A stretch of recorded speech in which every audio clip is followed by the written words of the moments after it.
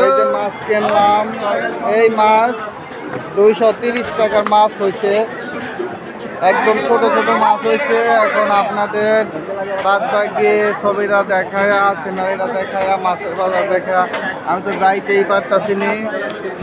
দেখেন এত মানুষ, মাছ তো খুবই কম সংকট। যাই হোক, এই যে মাছের বাজার থেকে তো আমি বাইর হয়ে যাই, এদিকে আর ঢুকলাম না। এদিকে আলু, পটল, পেঁয়াজ ইত্যাদি জিনিস মোটামুটি পাওয়া যায়। দেখেন মোটামুটি আরো অনেক কিছু আছে।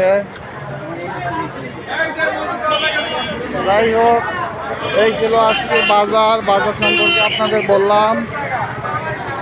জিনিসের যে দাম, প্রচুর দাম।